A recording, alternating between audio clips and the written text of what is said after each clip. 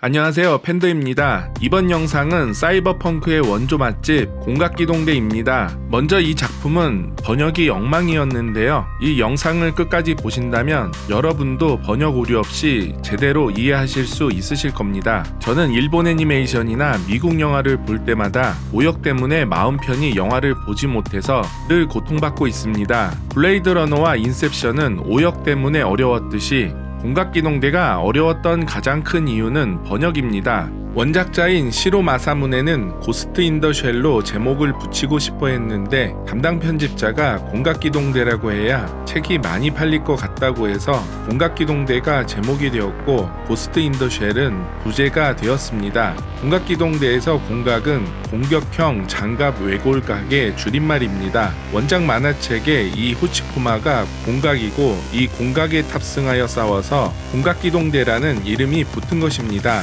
고스트 인 더 쉘을 통상 껍질 속의 유령 또는 껍질 속의 영혼이라고 번역하는데 이는 정확한 번역이 아닙니다. 아마 국내에서 가장 많은 분들이 보신 번역본이 2002년에 한국에서 정식 발매된 DVD의 번역본일 것입니다. 그런데 문제는 이 번역이 일본어 베이스가 아닌 영어를 베이스로 번역을 한 걸 다시 한국어로 이중 번역을 했기 때문에 일어 원문과 뜻이 많이 달라져 버렸습니다. 극장 개봉 시 자막이 어땠냐고요? 극장 자막도 번역이 좋지 않았습니다. 한국어 자막은 굉장히 난해하지만 일본어 원문을 보면 대사가 살짝 어렵긴 해도 굉장히 난해하지는 않습니다. もし電脳それ自体がゴーストを生み出し魂を宿すとしたら 원문 자막은 이런 내용입니다. もし電脳それ自体がゴーストを生み出し魂を宿すとしたら 번역만 제대로 되었다면 대사를 통해 고스트와 영혼이 같은 개념이 아닌 걸 알 수 있습니다. 껍질 속의 유령이나 껍질 속의 영혼이라고 되어 있는 해석 영상들은 이런 번역 오류가 있었는지 몰랐기 때문입니다. 일본어 원문은 메가테크 보디이고 영어 자막은 메가테크, 한국어 자막은 메가틱이었습니다. 일본어 원문은 가벨, 영어 자막이 가벨, 한국어 자막이 가버필이었고요. 가버필과 메가틱이 나오면 이중 번역된 자막입니다. 결론적으로 껍질 속의 유령이나 껍질 속의 영혼이나 모두 틀린 번역입니다. 껍질 속의 고스트, 을체 속의 고스트가 올바른 번역이죠. 이 작품에서 고스트란 유령이나 영혼을 말하는 게 아니라 인간의 뇌를 전뇌화시킬 때 전뇌화가 불가능한 생체 뇌조직을 가리키는 말입니다. 주인공인 쿠사나기의 몸은 전부 을체이고 뇌의 대부분은 전뇌이지만 생체 뇌조직의 일부가 남겨져 있고 여기에 고스트가 들어있는 것이죠. 쿠사나기는 자신이 인간인지 인형사와 같은 인공지능 프로그램인지 자신의 정체성에 의문을 가지게 됩니다. 쿠사나기를 인공지능 프로그램이 아니라 인간으로 정의할 수 있는 유일한 근거가 되는 것이 바로 고스트입니다. 이 작품에서 고스트는 일반 명사인 유령이나 영혼을 의미하는 게 아니라 전뇌화될 수 없는 인간성의 성역을 의미하는 고유 명사이기 때문에 고스트는 고스트로 번역하는 게 맞다고 생각합니다. 원작자인 시로 마사무네는 아서 캐슬러의 고스트 인 더 머신이라는 책에서 제목과 모티브를 가져왔습니다. 이 책은 두뇌마저 개조되는 세상이 되었을 때 과연 어디까지를 인간이라고 할 수 있는가라는 질문을 던지는 내용인데요. 고스트 인 더 머신이라는 영화에서는 연쇄살인범이 MRI를 찍다가 살인범의 정신이 프로그램화되어 컴퓨터 네트워크로 들어가서 해킹을 통해 사물을 조작하여 사람들을 죽입니다. 쿠사나기의 고스트 데이터를 다른 일체와 전뇌에 복사하면 두 명의 쿠사나기가 존재하게 됩니다. 이 과정을 작품 내의 세계관에서는 고스트 더빙이라고 합니다. 복제본의 고스트는 열화가 되고 원본의 뇌는 파괴되기 때문에 고스트 해킹과 마찬가지로 고스트 더빙은 중죄입니다. DVD 자막에서는 고스트 더빙이라는 고유 명사가 사라졌습니다. ゴーストをダビングした時に生じる疑似ゴーストラインに似ていなくもないんですが、ダビングに特有の情報の劣化が見られません。 이걸 고유 명사를 살려서 번역하면 이렇게 됩니다. ゴーストをダビングした時に生じる疑似ゴーストラインに似ていなくもないんですが、ダビングに特有の情報の劣化が見られません。 푸사나기는 오프닝 시퀀스의 제조 과정에서도 물속에서 떠오르고 비번일 때도 물속에 들어갔다 나옵니다. 여기서 잠수란 어떤 의미를 상징하는 걸까요? 인간은 모두 양수 속에서 10달 동안 잠수해 있다가 세상에 나오게 됩니다. 이 작품에서 물 밖으로 나오는 것은 생명의 탄생을 의미하는데 푸사나기는 자신이 만들어지던 시점을 회상하면서 다시 태어나기를 희망했던 것이죠. 海面へ浮かび上がるとき今までとは違う自分になれるんじゃないかそんな気がする時があるの 그럼 떠오르는 것과 반대로 가라앉는 건 어떤 의미일까요? 私は防壁メールを組み上げるわ明日あれにダイブしてみるやばいんじゃねえか擬態を変えて泳がすってても。あの擬態の中にいるのが何なのかどうしても確かめなくちゃならないの私が潜るまで誰にもダイブさせないでよ 이 엉터리 번역의 원문에는 사실 다이브라는 단어가 있었습니다. 원문은 이런 뜻입니다. 私は防壁メールを組み上げるわ明日あれにダイブしてみるやばいんじゃねえか擬態を変えて泳がすってても。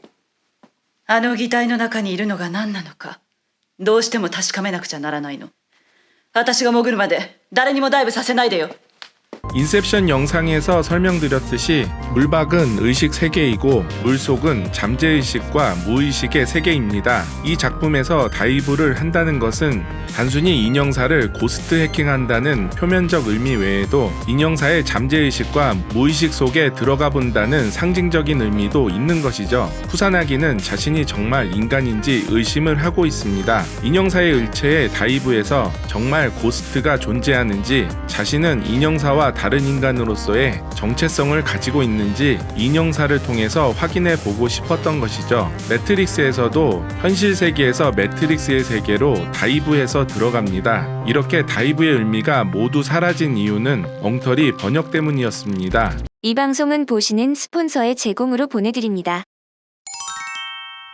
푸사나기의 정체성을 의심하는 대사들을 살펴보면 部長、自分の脳をいじくらせてる電脳医師の人格を疑ったことは。私みたいな完全に擬態化したサイボーグなら誰でも考えるわもし電脳それ自体がゴーストを生み出し魂を宿すとしたらその時は何を根拠に自分を信じるべきだと思う 도대체 무슨 말을 하고 싶은 건지 모를 정도로 횡설수설합니다. 번역을 제대로 해서 다시 보겠습니다. 部長、自分の脳をいじくらせてる電脳医師の人格を疑ったことは。私みたいな完全に擬態化したサイボーグなら誰でも考えるわもし電脳それ自体がゴーストを生み出し魂を宿すとしたらその時は何を根拠に自分を信じるべきだと思う 어떠신가요? 번역이 달라지니 이해가 잘 되시지 않나요? 이렇게 긴 대사를 다 날려먹었는데 이해를 했다면 그건 거짓말이죠. 먼저 공안의 의미에 대해서 설명을 드리겠습니다. 한국에서 공안의 의미는 대공 업무를 뜻하고 중국에서 공안의 의미는 한국이나 일본의 경찰에 해당됩니다. 참고로 중국 공안은 단순 경찰이 아니라 경찰과 검찰을 합쳐놓은 것 그 이상의 권력을 가지고 있습니다. 일본에서 공안의 의미는 좀 복잡합니다. 기본적으로 국좌, 구구단체, 간첩, 테러리스트, 조직범죄에 관련된 일을 담당하는데요. 경찰청과 경시청에 공안경찰이 있고 법무성 산하에 공안조사청이 있고 검찰에 공안부가 있습니다. CIA나 MI6에 해당되는 일본 첩보기관에는 해외 첩보를 담당하는 내각정보조사실과 국내 첩보를 담당하는 법무성 산하의 공안조사청이 있습니다. 이 작품에서는 핵 전쟁 후 행정 개편이 되어 법무성이 아니라 내무성 공안부의 조직으로 나옵니다만 이 작품에서 공안은 경찰이나 특수부대가 아니라 CIA나 MI6 같은 첩보기관입니다. 푸사나기의 내무성 공안부 공안국관은 국내 담당 첩보기관이고 인형사를 만들어낸 외무성 조약심의부의 공안육관은 해외 담당 첩보기관이라고 할 수 있습니다. 이제부터 난해한 스토리를 설명해 드리겠습니다. 먼저 시간 순서대로 스토리를 정리해 보겠습니다. 인형사가 나타나기 1년 전 외무성 공안 6과의 나카무라 부장은 미국 뉴트론사의 윌리스 박사에게 프로젝트를 하나 의뢰합니다. 그 프로젝트의 이름은 프로젝트 2501였습니다. 프로젝트 2501는 일본 외무성이 비밀리에 사용할 해킹 프로그램을 만드는 프로젝트였는데요. 외무성이 개발한 이 해킹 프로그램은 네트워크를 돌아다니면서 해킹을 하던 도중 고스트가 생겨나게 됩니다. 이 고스트가 생겨난 인공지능 해킹 프로그램이 인간의 고스트를 해킹하여 인형처럼 조종했기 때문에 인형사라는 코드네임이 붙게 됩니다. 고스트를 가지게 된 인형사를 버그로 간주한 윌리스 박사와 외무성 공안 6과는 인형사를 회수하기 위한 작전에 나서게 되고 인형사는 살아남기 위해 도피처를 찾던 도중 내무성 공안 국가의 존재를 알게 됩니다.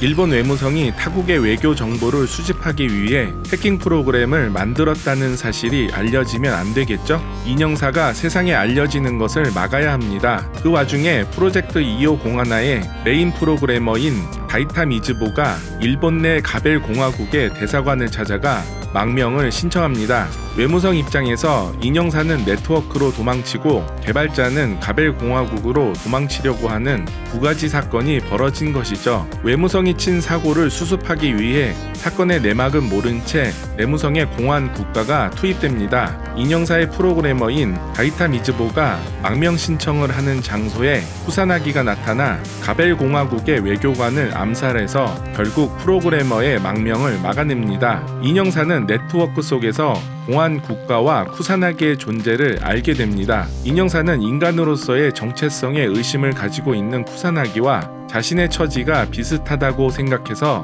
자신을 가장 잘 이해해 줄 것 같은 쿠사나기에 접속하여 관찰하다가 공안 국가로 망명하기로 결심합니다. 메가테크 바디사는 민수용 의체가 아니라 공안 국가와 같은 정부기관에서 사용되는 의체를 만들어내는 업체인데요. 이 을체에 들어가면 공안 국가가 제일 먼저 접근해 올 것을 알고 자신의 의지로 을체에 들어갔다가 교통사고를 당해 을체가 공안 국가로 들어오게 됩니다. 인형사는 자신의 계획대로 공안 국가로 오게 되었는데 공안 6과에서 인형사를 회수하러 오게 됩니다. 이에 인형사는 망명을 신청하게 되고요. 공안 6과는 어떻게든 회수를 해야 하니 강제로 인형사를 회수해 갑니다. 후사나기는 인형사가 회수되는 지점까지 추격한 끝에 인형사에게 다이브한 후 새로운 몸을 얻고 네트워크 속으로 사라지는 스토리입니다. 이번 영상은 감기 때문에 목이 쉬어서 제작이 좀 늦어졌습니다. 공각기동대 결말 번역의 오류와